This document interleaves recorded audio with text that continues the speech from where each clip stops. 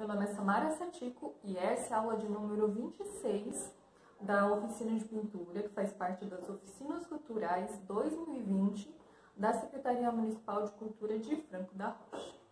A aula de hoje eu quero trazer dois tópicos. O primeiro é mostrar para vocês a pintura finalizada, a pintura das aulas anteriores que eu iniciei, né? Com o objetivo de mostrar para vocês a aplicação do azul em uma pintura e também trazer o efeito de pelagem, como texturizar a nossa pintura e trazer esse efeito de pelagem animal, né?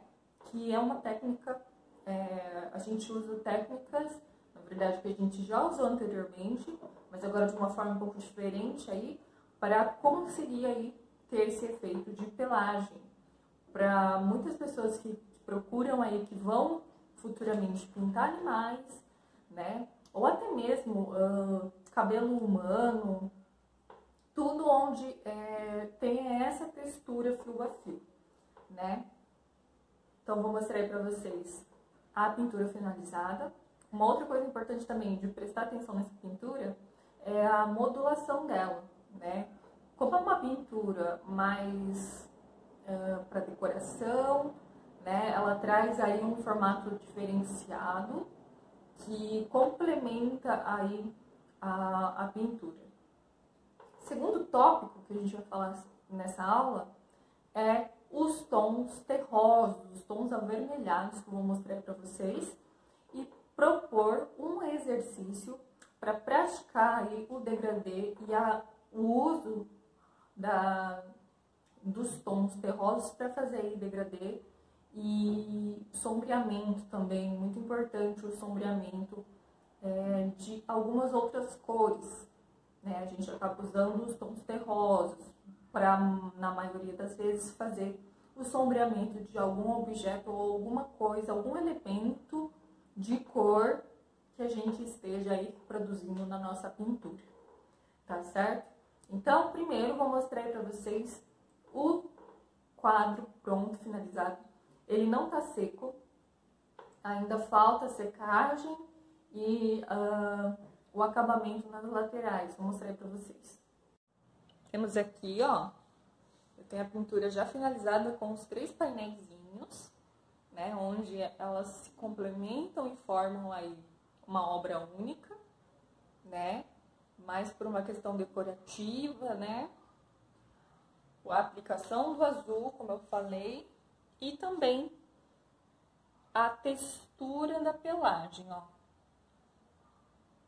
Como eu disse na aula anterior, com o uso de uma base para depois fazer a texturização fio a fio. Olha só. Eu não usei muito pincel filete, porque eu quis deixar mais numa pegada mais solta, com umas pinceladas mais visíveis, para notar que é uma pintura, né? Eu não quis deixar tão hiperrealista. Tá vendo? Espero que vocês tenham gostado. Olha só. É uma ótima opção para fazer para praticar, né? O efeito de pelagem, a aplicação do azul, do degradê, né? Lembrando que eu usei azul fictalocianina, branco de titânio, né? No passo a passo do primeiro vídeo eu mostro esse primeiro olho. Então é isso. Para a aula de hoje, trouxe aí para vocês os tons terrosos e os tons avermelhados. O que seriam? Na verdade, seriam os vermelhos e os marrons. Vários tons de marrons que a gente encontra aí já pronto, né, no mercado para comprar. Ou até mesmo o marrom que a gente consegue aí produzir a partir da mistura de outras cores, de outras matizes. Vou começar aqui falando sobre o vermelho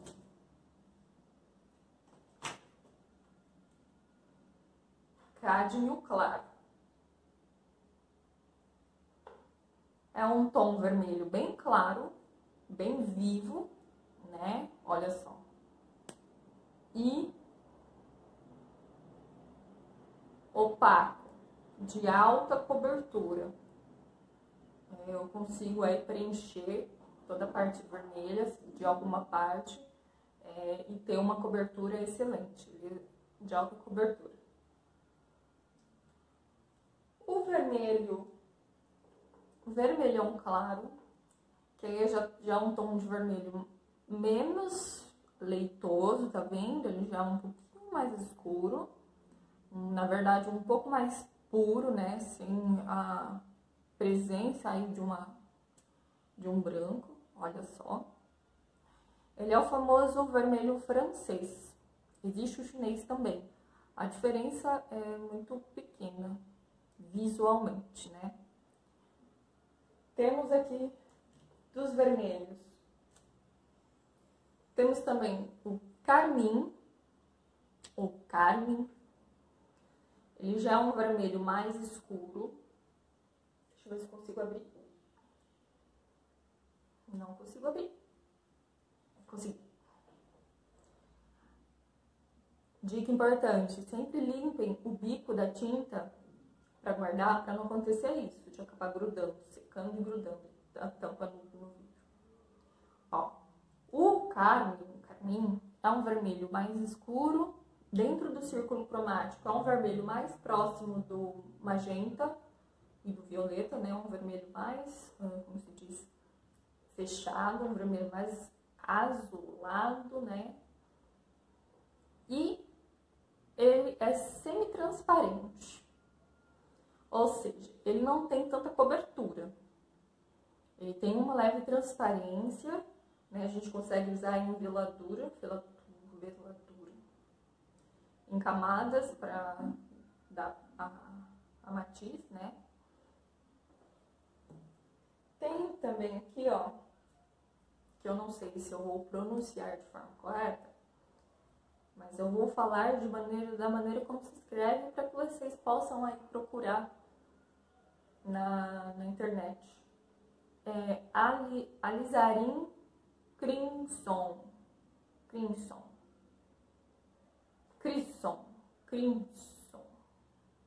Enfim, ele já é como se fosse o carmim, só que transparente, ele é bem transparente mesmo. Tanto que você consegue ver que no tubo ele é super escuro, porém, quando em uma superfície branca, eu espalho a tinta. Ai, bate a cabeça. Porém, quando ele se espalha, eu tenho uma cor clara, ó. Se eu tenho uma base branca, ó, olha só. É assim que a gente consegue identificar se ela é uma tinta com transparência, uma cor com transparência ou não, tá certo? Então, se eu tenho a tinta em grande quantidade aqui no meu tubo e ela parece ser escura, mas quando eu coloco numa superfície branca e espalho ela fica clara, é uma cor com transparência.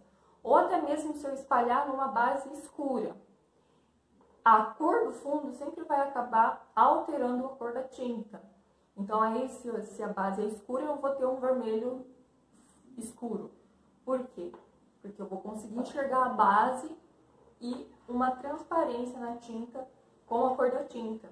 Entenderam? Então é assim que a gente identifica se uma tinta, ela é transparente, semi-transparente ou opaca. Se ela é de alta cobertura. Né? Dos vermelhos, são esses os que eu mais uso. Claro que existem outros, né? Mas esses são os que eu mais uso.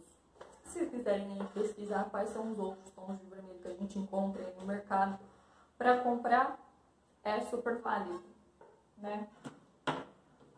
Falei dos tons de vermelho, que já a gente vai fazer aí um exercício para ter mais intimidade com esses tons, né? Vou falar agora dos tons terrosos, ou seja, tons terrosos, terra, cores em tons de marrom, né?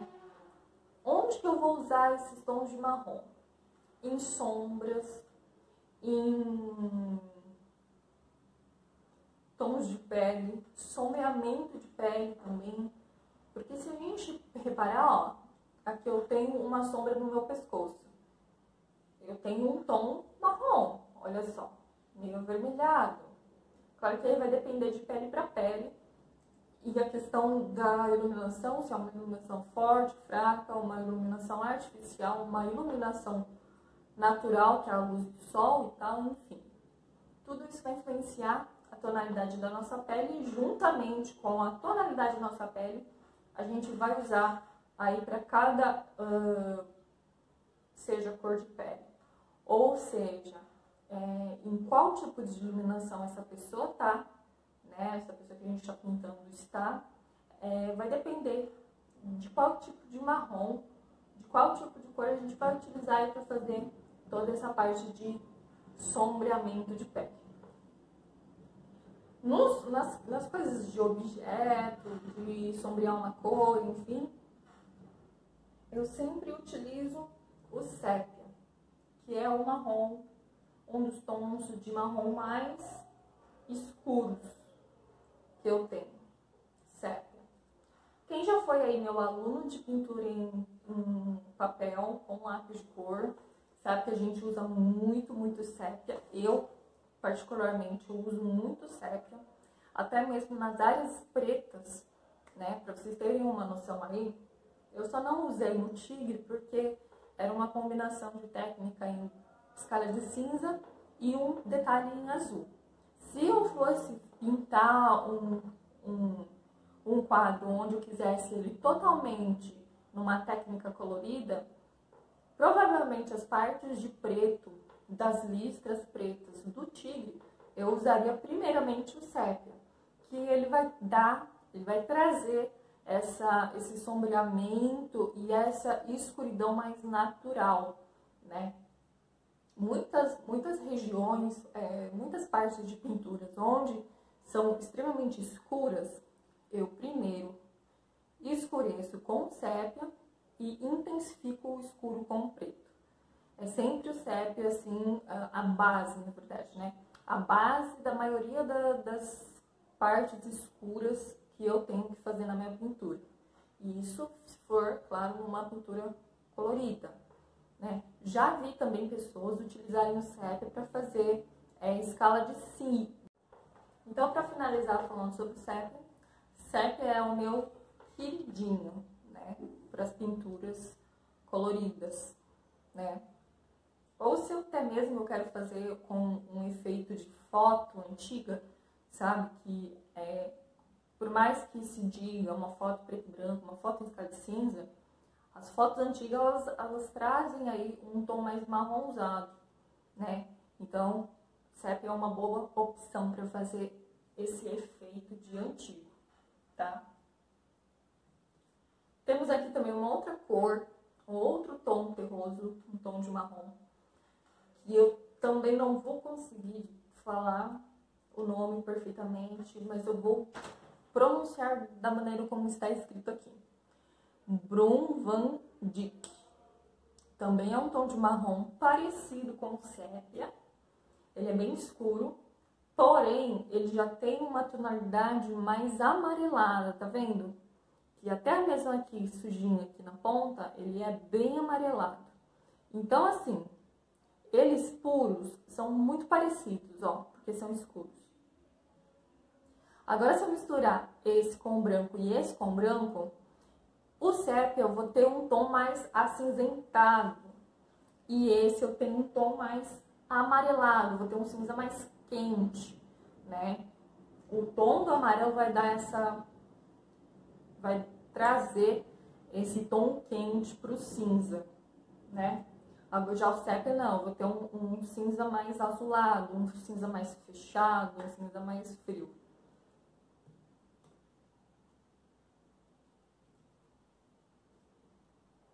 Vamos falar aqui agora sobre o sombra queimada. Também é um tom terroso, marrom. Esse eu também uso muito para fazer sombreamento de pele, porque é um marrom neutro, um marrom que não é muito escuro, nem muito claro, nem muito amarelado, nem muito avermelhado. É como se fosse um marrom de um lápis de cor marrom, de uma caixinha de 12 cores, enfim. É um marrom.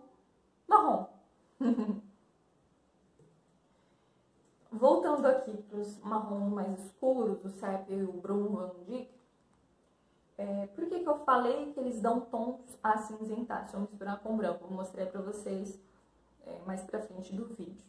Porque a composição deles, visualmente falando, ó, eles são escuros, ou seja, eles têm preto.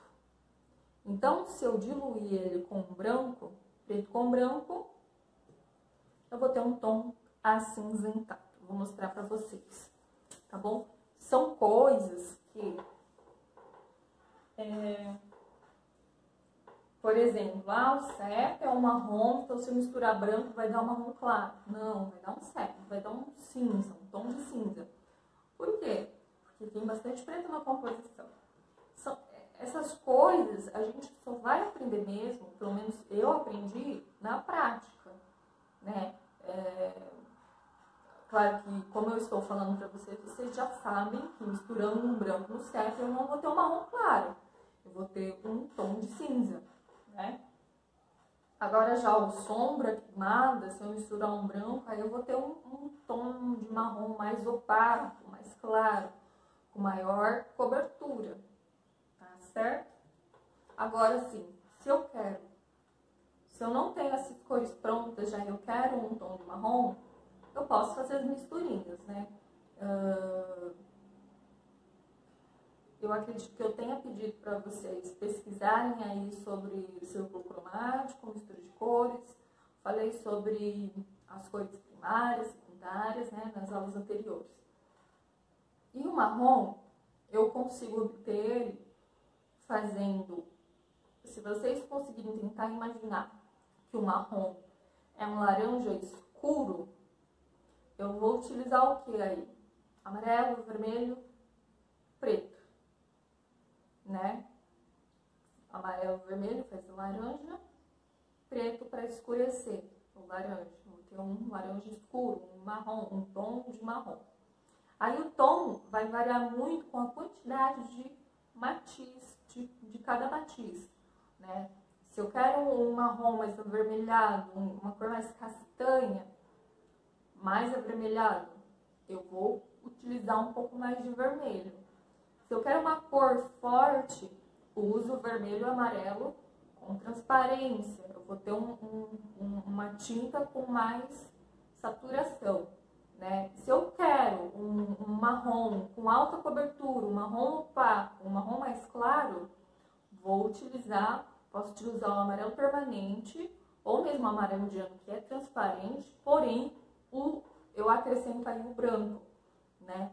Para dar essa opacidade e essa claridade.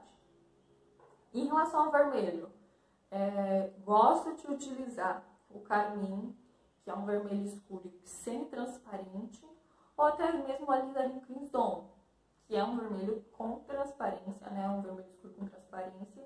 E aí eu vou ter um marrom mais forte, um marrom mais puro, que eu vou conseguir aí trabalhar a luz e sombra de alguns objetos, ou do próprio marrom, vou conseguir dar uma iluminação adicionando um branco no próprio processo da pintura, ou até mesmo na mistura. E o que eu posso fazer também, dependendo do tom? Utilizar o amarelo como fonte clareadora, né? Ao invés de eu colocar o branco, eu posso colocar o amarelo permanente, que é o amarelo mais claro com alta cobertura, né? Estão conseguindo me acompanhar? Então é isso. A base do marrom seria isso. Claro que eu também consigo marrom misturando outras cores. Por exemplo, adicionando azul, vou ter um marrom mais acinzentado, mais talvez esverdeado, se eu tiver muita adição de amarelo, né? Roxo com laranja também dá azul. Roxo com laranja também dá marrom. Que não é azul? Não, cortem isso. Eu falei errado. Laranja com roxo também dá marrom, né? Vermelho com verde também dá marrom, né? A mistura de duas cores secundárias, como o vermelho com verde, enfim, cores complementares dentro do círculo cromático, eu vou ter um tom de marrom. Por quê? Porque eu vou estar misturando as três cores primárias. Porque se a gente for pensar aí, ó, vermelho com verde, eu vou ter um tom de marrom. O vermelho é uma cor, falando em pigmento, secundário, porque a primária seria o magenta, né? Eu consigo ter a mistura do magenta com o amarelo, ter o vermelho. Então, eu tenho o vermelho,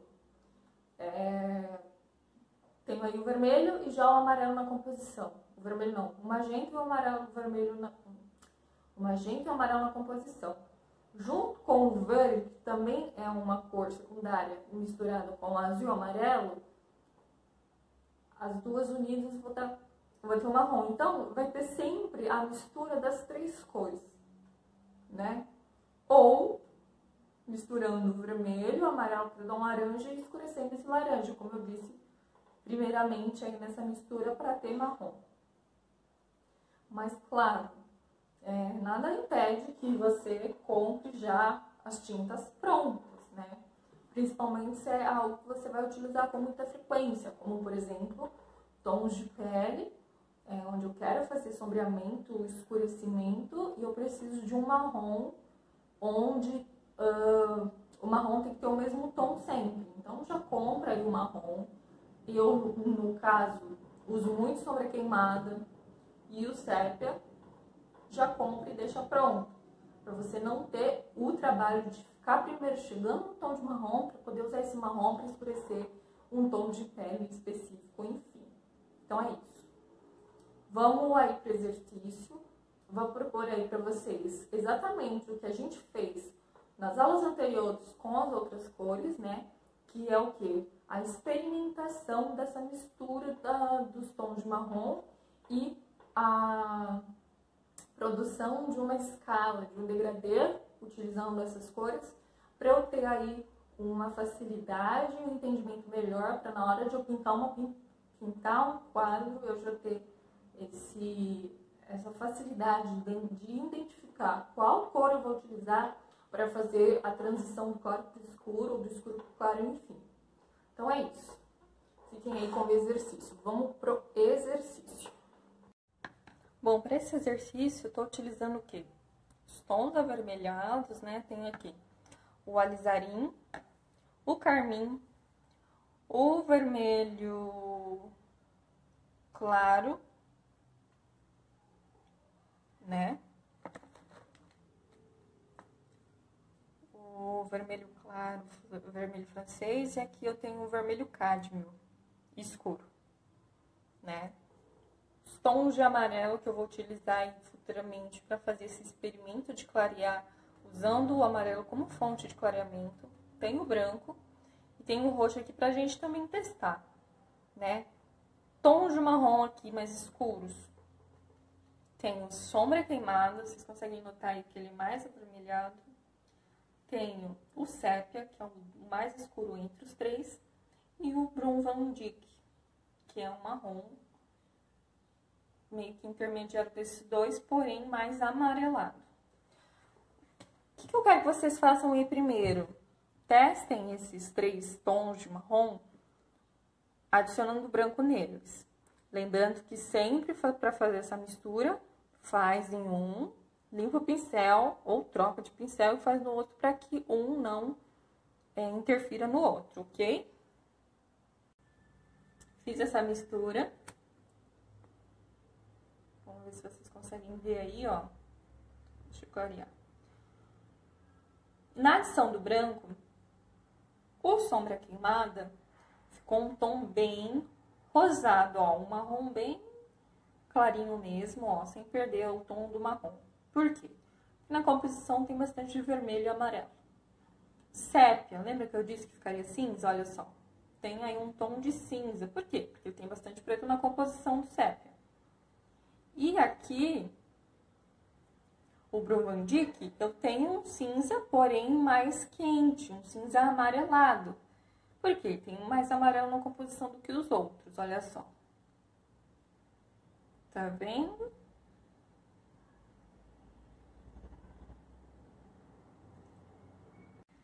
Vou fazer aqui agora um degradê de vermelho. Vou começar pela cor mais clara. Lembrando que o pincel tem que estar limpo.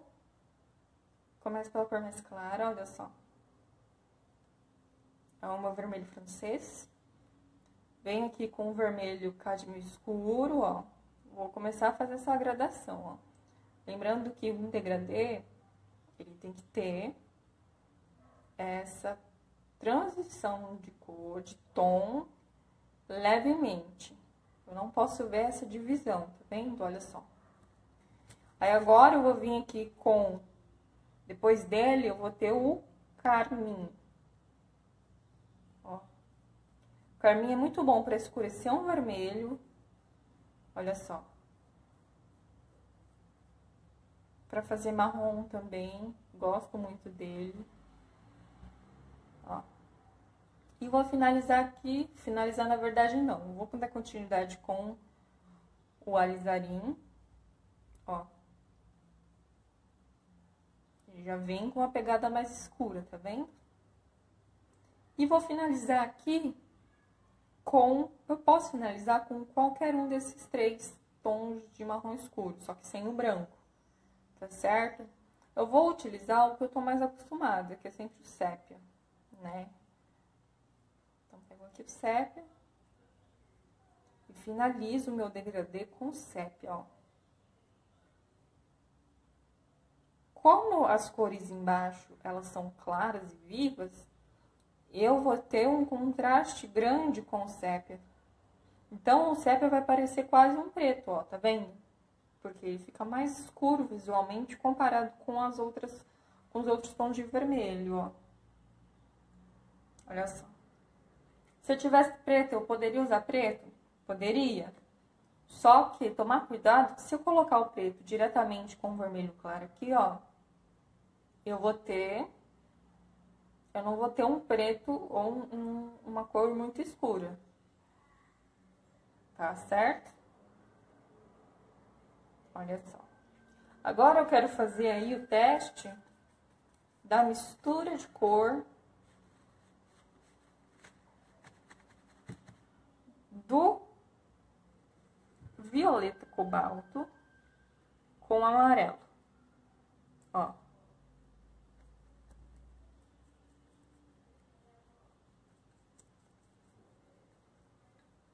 Consegui um tom acinzentado, ó.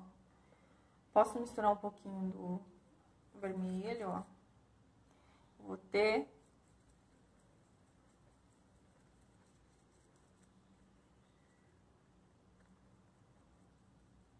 um tom de marrom também. Olha só.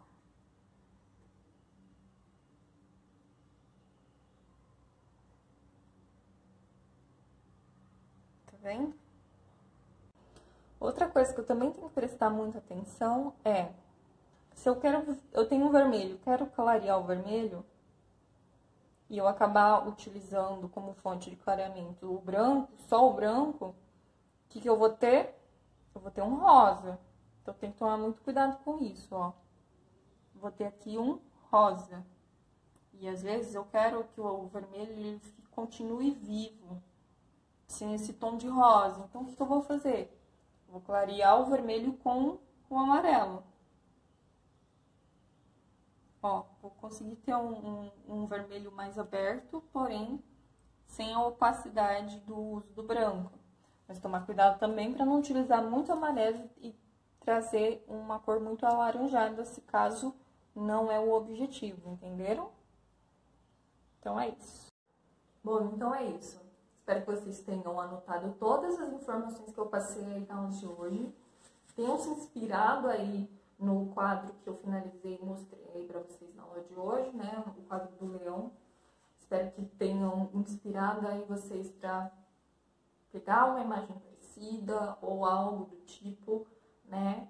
Misturando essa técnica colorida com o preto e branco, né? E pintando aí fazendo aí uma pintura, um quadro para estar praticando e colocando em prática todos os ensinamentos que eu estou passando, né? E o exercício que eu acabei de mostrar para vocês, para conhecer melhor as cores e as tintas, os tons terrosos, né? Por que é importante fazer essa experimentação primeiro? Para exercitar, né? Para a gente ter aí já um treinamento prévio, para que futuramente, quando a gente for pintar uma tela, uma obra, a gente já tenha aí ferramenta suficiente para a gente fazer, para a gente produzir aí uma obra já supimpa. Então é isso. Uma ótima aula para vocês e até a próxima!